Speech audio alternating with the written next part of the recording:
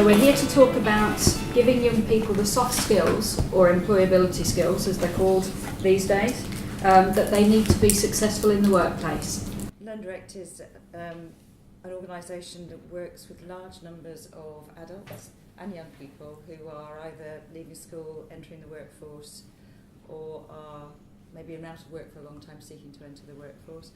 We also work with a lot of employers on helping them develop their programmes for leadership and development. The grads that we tended to hire were from private schools, and then the state schools weren't catered for. I'm wondering whether there's still that imbalance between the schools. So you're talking about it very generally, but I think there's, depends on location, depends on, whether you have one parent, two parents, what their jobs are, what their backgrounds are, and what school you end up in. Attitudes and behaviours are absolutely crucial. Skills can be acquired through time. Yeah, if you do something enough times, you acquire a skill. But it's about the motivation, the attitude of that individual, the drive, if you like, to succeed within whatever business that is. There's a bit of a fixation that if you don't get your A to C, you're a failure. You're a failure, yeah. And starting to my big concern at the moment is starting to translate into recruitment practices.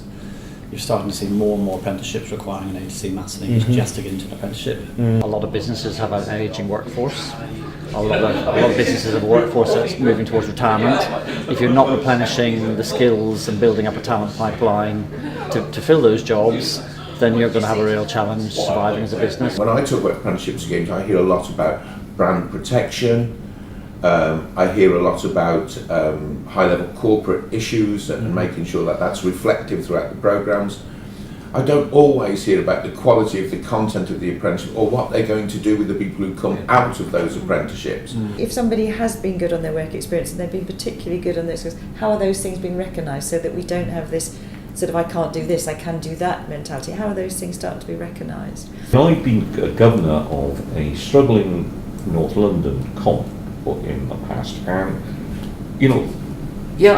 of course, those kids are going to drop out. Of course they're not motivated. It's not the job of schools to create oven-ready young people for the workplace, but obviously we want to see more employers involved in schools and education. If there's no tradition of getting up to work, putting yourself smart within the family, the family giving them confidence, actually, and we have a real problem in our society of that division growing. But increasingly it's more about how you are, because the ability stuff you can learn. So I think that's one thing. But something that really resonated as you were speaking, Martin, was and actually picking up on your point around can't change the whole thing. I have this kind of naive belief you probably can, but the naive belief comes from the only way to tackle that is to kind of be the change you want to create. For me, it's around sort of attitudes, behaviours, skills and knowledge to formulate a complete package.